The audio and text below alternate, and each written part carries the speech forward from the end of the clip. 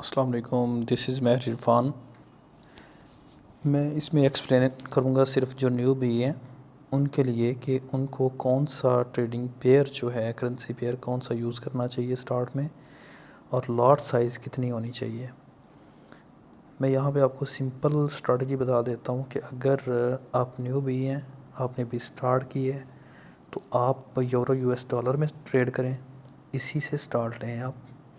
और आपका lot size जो है मोस्टली जो पाकिस्तानीज़ हैं, मैं $100 से ऊपर जाऊंगा ग्रेजुअली। अगर आपके पास $100 है तो आपने अपनी लॉट साइज़ जो है वो 0.01, 0.02, 0.03, 0.05 से ऊपर तो आपने जाना ही नहीं है, और ये मोस्ट रिस्की हो सकता है आपके लिए, लेकिन फिर भी आप 0.05 ले सकते हैं।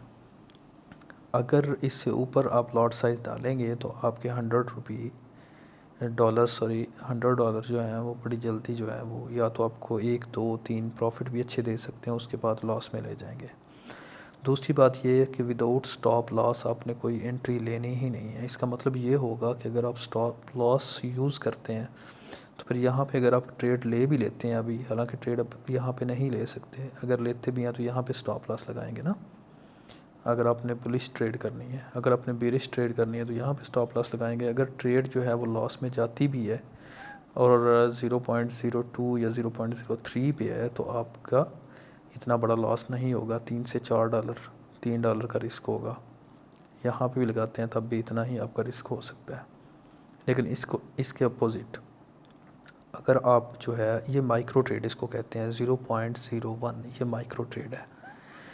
और आप कोशिश करें कि अपनी लॉट साइज़ इतनी ही रखें। और अब आ जाएं जो $500 से जिन्होंने अकाउंट ओपन किया, जो ट्रेड कर रहे हैं, उनको कितना लॉट साइज़ लेना चाहिए। 0.05 बेहतरीन है, लेकिन वो 0.10 से ऊपर रिस्क नहीं ले सकते। 0.10 से ऊपर रिस्क नहीं ले सकते। अगर वो इससे ज़्यादा रिस्क लेंगे, इसको कहते हैं mini lot. Mini lot size है 0.1।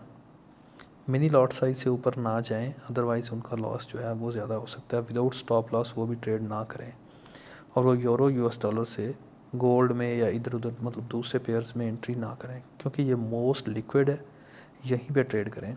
स्टॉप लॉस लाजमी लगाएं, टेक प्रॉफिट लाजमी लगाएं, ये भूलें ना। दूसरी बात ये कि एक ही टाइम पे कुछ ट्रेडर्स जो है मिस्टेक करते हैं, 3 से 4 एंट्रीज़ ले लेते हैं। ऐसा काम आपने कभी नहीं करना।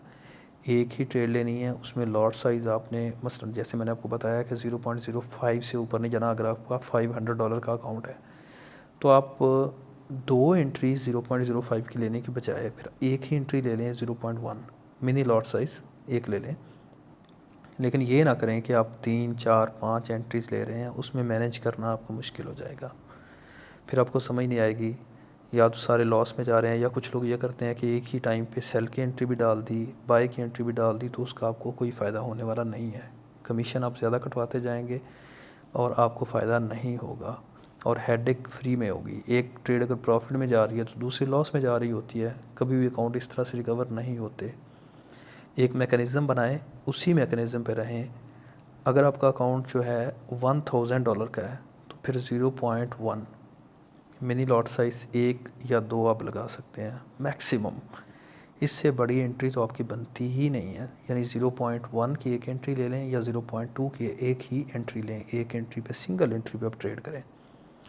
कभी भी ये मत सोचें कि अगर एक एंट्री अपने ली, प्रॉफिट में जा रहे हैं, आप दूसरी एंट्री भी ले लें। ऐसा काम आपने कभी नहीं करना। मसलन आपने बुलिश की एंट्री यहाँ से ले ली 0.1 की, यहाँ पे आपने स्टॉप लॉस लगा दिया। अब यहाँ से क्रॉस ओवर कर दिया इसने, आपको लगा कि इसने मूविंग एवरेज और आपकी जो रेजिस्टेंस है उसको क्रॉस कर चुकी है, अब यहाँ पे दूसरी एंट्री ले लें, तो ऐसा कभी ना करना। फॉल्स ब्रेकआउट होगा, नीचे आ जाएगी, ये भी तो हो सकता है ना, 2 ट्रेडें आपकी लॉस में जाएंगी। तो कोशिश करें कि रिस्क मैनेजमेंट जो है ना, देखें एक छोटी सी एग्जांपल है कि अगर आप 0.10 से ट्रेड कर रहे हैं तो आप मसलन 100 ट्रेड ले सकते हैं। अगर आपका $1000 का अकाउंट है तो 100 ऑप्शंस हैं आपके पास। अगर आप बड़ी लॉट साइज़ लेते हैं, स्टैंडर्ड लॉट साइज़ लेते हैं, तो आपके पास सिर्फ 10 अपॉर्चुनिटीज़ हैं। अगर 10 के 10 या उसमें से 5 या 6 लॉस में चलेगी, आप स्ट्रेस में चले जाएंगे, और आपका ट्रेडिंग वॉल्यूम जो है वो मेंटली तौर पे वो डिस्टर्ब होगा और आप जो है अपना अकाउंट वॉश करवा बैठेंगे।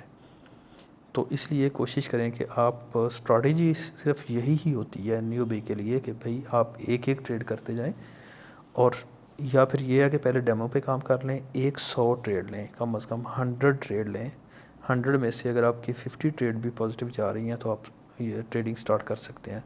और आपका स्टॉप लॉस जो है वो 1:2 होना चाहिए, टेक प्रॉफिट 2 होना चाहिए डबल, और स्टॉप लॉस जो है वो उससे कम हाफ होना चाहिए। मसलन आपने एक ट्रेड ली, उसका स्टॉप लॉस आपने 1 लिया, उसका टेक प्रॉफिट आपने रेशो 2 लिया। मसलन अगर लॉस में गई ट्रेड तो आपको $5, अगर प्रॉफिट में गई तो $10 आ रहे हैं।